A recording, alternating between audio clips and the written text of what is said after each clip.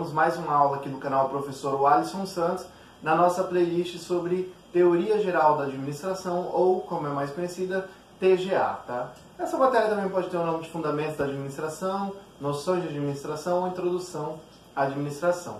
Hoje nós vamos continuar falando sobre a abordagem clássica da administração, só que nós vamos falar sobre a teoria clássica de Fayol. Taylor, ele buscou estudar a administração na área operacional, ou seja, ele queria entender a área técnica, como a área técnica poderia funcionar melhor. E ele usou para isso o estudo de tempos e movimentos.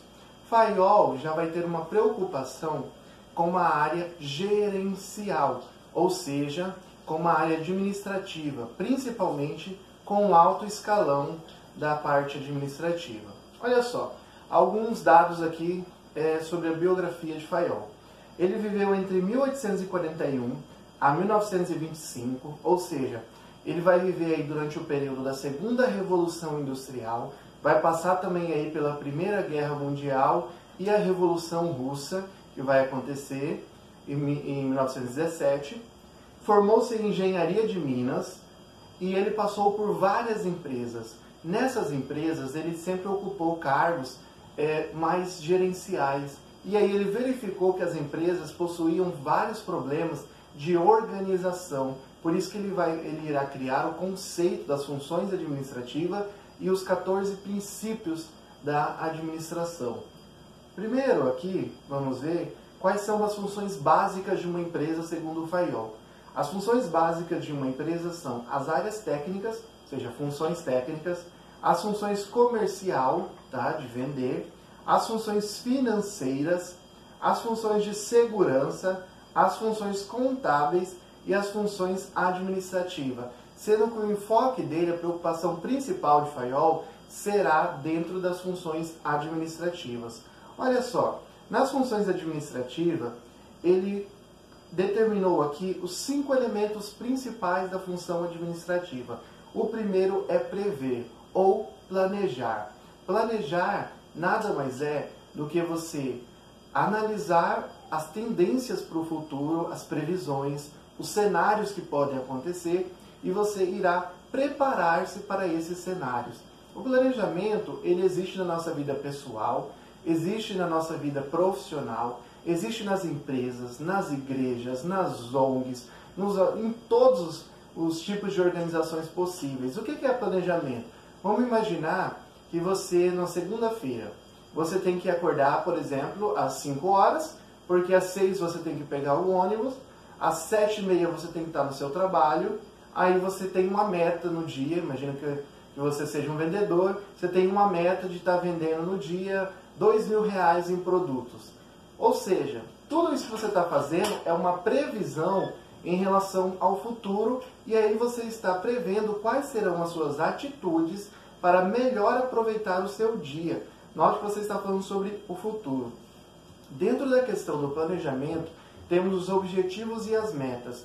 O objetivo, ele é mais genérico, ele é amplo, genérico e é o primeiro que você formula. Por exemplo, você quer vender o máximo possível, você quer vender muitas peças na segunda-feira, tá? Você quer vender peças na segunda-feira, é isso que você quer, tá? A meta, você vai estipular o quanto e quando, tá? Então, olha só, objetivo, quero vender peças. Meta, quero vender peças no dia de segunda-feira, 20% a mais do que na semana anterior. Ou seja, você está estipulando a quantidade e está estipulando o tempo. Vamos imaginar agora um outro caso em uma empresa. Você tem uma padaria. Aí você colocou como objetivo aumentar as vendas em 2019. E você coloca como meta aumentar as vendas em 2000. Desculpa, o objetivo ele não pode ter a data, tá? Então vai ser aumentar as vendas. Esse é o objetivo. Ele não tem tempo, tá? E ele não tem quantidade. Aumentar as vendas. Esse é o objetivo. A meta, eu tenho que estipular quando e quanto eu quero. Aumentar as vendas em 2019, 20% em relação ao ano anterior. Notem, eu estipulei agora o período, ou seja, a questão temporal, 2019 em relação a 2018, e eu estipulei a quantidade que eu quero aumentar da venda na padaria, 20%. Então, a meta ela é mais detalhada que o objetivo, ok? Bom, passamos aí do elemento prever para o elemento organizar. Vamos dar uma olhada aqui, olha só, acompanhem comigo aqui. Organizar é colocar à disposição da empresa os trabalhadores e materiais necessários para tornar possível a realização do planejamento. Bom, você já tem um planejamento, você sabe onde você quer chegar, você sabe o quanto você quer e quando você quer. Agora você precisa na empresa organizar os materiais e pessoas para poder concretizar o que você planejou. Estávamos falando da padaria, então vamos lá. Você quer aumentar as vendas em 20% no ano de 2019. Essa é a sua meta. Se você quer aumentar as vendas, o que você vai precisar? Vai precisar de mais forno, você irá precisar de mais insumos, você irá precisar talvez de mais um padeiro, você precisará de mais uma atendente. Então você vai organizar tudo o que você precisa para atender o planejamento, para que seja possível atender o planejamento que você fez. Depois dessa questão da organização, você vai realizar o comando. Olha só, é a condução da empresa no sentido de atingir os objetivos visados. A função de comandar está diretamente ligada à autoridade e ao poder. Em outras palavras, o comando é a delegação de tarefas realizadas pela gerência. Ou seja, o comando é, eu fiz um planejamento, eu organizei todos os recursos materiais e os trabalhadores que eu preciso, agora eu preciso ter um comando, ou seja, eu preciso ter alguém que vai delegar e vai dar as ordens para os funcionários para que o que eu planejei possa ocorrer. Então, comando está relacionado com hierarquia, está relacionado com delegar tarefas, está relacionado com dar as ordens necessárias para que a empresa funcione. Depois do comando, nós temos a coordenação. A coordenação significa reunir, unificar, harmonizar e motivar a equipe. Você já tem um planejamento, você já determinou, já organizou tudo o que você precisa para alcançar os seus objetivos e metas, você já deu as ordens necessárias, já delegou o trabalho, agora você precisa fazer o quê? Unir a equipe. Você precisa criar uma harmonia da equipe de trabalho da empresa e principalmente você precisa motivar os funcionários para que eles possam trabalhar de forma mais produtiva e atender ao que foi planejado pela empresa. Bom, por último, você tem o controle. Conceitualmente falando, é a necessidade de verificar se os procedimentos estão de acordo com as regras e princípios da empresa. Você quer aumentar em 20% as vendas no ano de 2019. Tá? Só que você tem ali os princípios da empresa, ou seja, as atitudes que a empresa considera aceitável e as atitudes que a empresa considera inaceitável. No controle, você vai verificar se as ações estão ocorrendo de acordo com os princípios da empresa. Além disso, no controle, você também pode fazer a verificação se você vai alcançar ou não a meta conforme que você está fazendo. E aí você verifica, olha, não estou aumentando as minhas vendas, acho que dessa forma não irei aumentar 20%. Então você reorganiza tudo, você faz uma análise, muda as estratégias para tentar alcançar os 20% que você previu. Então o controle ele é fundamental para verificar se as atitudes realizadas estão de acordo com as regras da empresa e se as atitudes realizadas irão resultar no que foi planejado lá na sua meta e no seu objetivo. Bom, Fayol também criou os princípios gerais da administração, tá bom? São 14. Olha só, eu vou falar os 14 e depois vou explicar um por um para vocês, tá bom?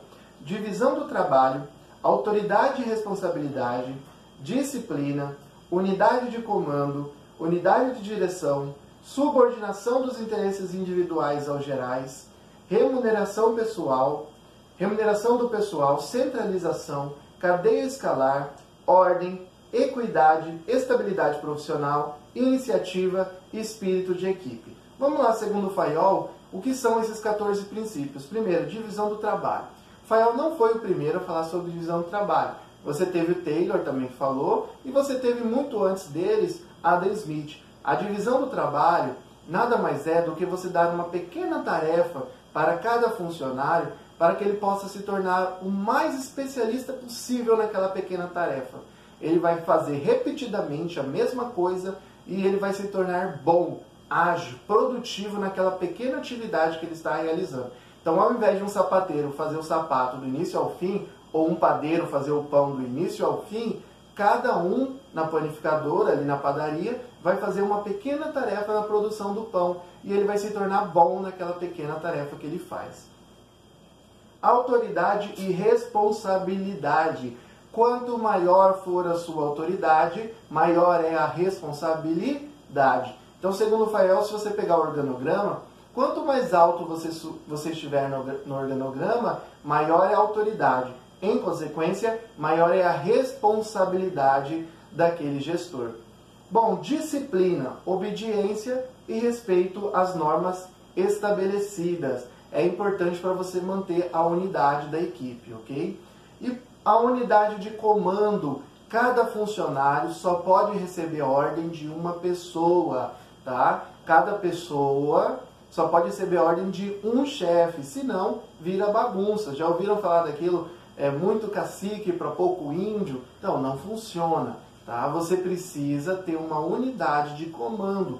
Você precisa, como vamos dizer aí, para cada índio só pode ter um cacique, tá? Ou seja, cada pessoa só pode receber ordem de um superior. Senão, as ordens podem entrar em atrito e aí você vai ter o funcionário perdido na sua empresa. Isso não pode ocorrer. Bom, unidade de direção, unidade de direção, toda a equipe na mesma direção, tá? É muito próximo do que eu falei para vocês agora da unidade de comando, só que na unidade de direção é você colocar todo mundo da empresa para seguir o mesmo objetivo. Você não tem lá o objetivo e as metas da empresa? Então, na unidade de direção, você irá colocar todos os funcionários para seguir, para tentar alcançar aquele objetivo ou meta que foi estabelecido. Tá? É muito importante, a unidade de direção e a unidade de comando, elas são próximas ali e elas têm uma importância enorme para a empresa. Sexto, subordinação dos interesses individuais aos gerais. Está muito relacionado com a unidade de direção. Na unidade de direção, você não precisa de todos os funcionários buscando atingir o mesmo objetivo e a mesma meta que é a meta da empresa. Na subordinação dos interesses individuais aos gerais, você está colocando, tá? Você está conseguindo fazer com que os funcionários tenham em mente que o objetivo geral da empresa é mais importante do que os objetivos individuais de cada funcionário. Isso segundo o Fayol, ok? Sétimo princípio, remuneração do pessoal. Quanto mais produtivo for um funcionário, maior tem que ser a sua remuneração. Ou seja, a remuneração tem que ter uma justiça com a questão da produtividade de cada funcionário. O funcionário produz mais, recebe mais. O funcionário produz menos, ele recebe menos. Oitavo, centralização. Concentração da autoridade no topo da empresa. Ou seja, lá no topo da empresa vai estar o topo da responsabilidade e também da autoridade. Aí o nono complementa o oitavo princípio, que é a cadeia escalar. Manter a autoridade mais alta no topo do organograma e diminuir à medida que se desce no organograma. Tem lá o presidente, ele vai ter a maior autoridade e a maior responsabilidade. Desceu para a gerência regional, você diminui a autoridade. Desceu para a gerência local, você diminui também a autoridade. Então, subiu no organograma, aumenta a autoridade. Desceu no organograma, diminui a autoridade. Décimo princípio, ordem. Cada coisa e cada pessoa no seu lugar. A empresa tem que ser organizada. Sabe aquela empresa quando você chega, cada funcionário está fazendo várias funções ao mesmo tempo, está aquela bagunça, ninguém para te atender, está tudo desorganizado? Isso está relacionado com a questão da ordem. Possivelmente aquela empresa não tem uma ordem, não está organizada, não tem cada coisa e cada pessoa no seu lugar. Isso é muito importante para manter a produtividade e, principalmente, isso vai aqui afetar a questão do atendimento ao cliente. Tá? Quanto mais ordem a empresa tiver, melhor tende a ser o seu atendimento ao cliente. 11º princípio, equidade, tratar de forma justa os colaboradores. Ou seja, se os seus colaboradores são mais produtivos, eles são empenhados, você tem que tratar esses funcionários com justiça, com equidade, conforme a produção de cada um, conforme o que ele está se doando, dedicando-se para a empresa, tá bom? Não que o funcionário que não esteja sendo produtivo, você vai tratar ele mal, mas pode acontecer o quê? Uma dispensa desse funcionário que não está sendo tão produtivo, porque ele não está se engajando com a empresa, ou talvez ele não se encaixou bem naquela função onde ele está. Mas tratar mal, nunca, tá? Essa questão é você reconhecer aqueles que têm mais mérito e verificar os que estão tendo baixa produtividade, o porquê está acontecendo essa baixa produtividade e tomar uma medida para corrigir essa baixa produtividade. Estabilidade do pessoal. Quando você tem uma rotatividade alta, isso prejudica a produtividade do trabalho. Imagina uma padaria onde você troca a atendente, a cada 5 meses, em média, a empresa troca a atendente. Não dá tempo nem da atendente decorar quais são os produtos e os preços daquela padaria. Aí você vai chegar lá e perguntar para ela, olha, qual que está o preço do pãozinho francês? Aí ela, calma aí, deixa eu olhar aqui na tabela. Por que ela vai olhar na tabela? Porque ela é nova, ela está ali 1 semana, 2, tá? Não deu tempo dela decorar os procedimentos da empresa, a organização da empresa, os preços, os produtos que a empresa trabalha. Se ela tivesse ali há 3, 4, 5 anos, a qualidade do atendimento dela seria maior, tende a ser maior pelo menos, tá? Então a rotatividade pessoal prejudica o atendimento ao cliente, prejudica a produtividade da empresa. 13º princípio, iniciativa, capacidade de visualizar um plano e assegurar o seu sucesso. Iniciativa é você criar, é você inovar, é você pensar em algo e conseguir concretizar aquilo, você ir lá e realizar. Isso é iniciativa, pensar e fazer algo produtivo na empresa. Espírito de equipe, harmonia e união entre os empregados, entre os colaboradores. Se você não tiver união na equipe, um pouquinho de competição sempre é saudável, mas se for muita, ela vai criar muito atrito entre os funcionários e aí essa competitividade muito alta vai prejudicar a empresa. Então você tem que ter uma certa dose de competitividade, mas você tem que ter uma grande dose de harmonia, de espírito de equipe. A equipe precisa estar unida para atingir o objetivo em comum, que é o objetivo e a meta da empresa. Galera, espero que vocês tenham gostado dessa aula sobre FAIOL. Continuaremos a nossa playlist sobre teoria geral da administração. Não se esqueça, se você está assistindo o vídeo, aperta em curtir o vídeo, aperta em se inscrever no canal e eu espero vocês. Essa aula foi feita de coração, espero vocês até na próxima aula. Tchau, tchau, galera. Fui!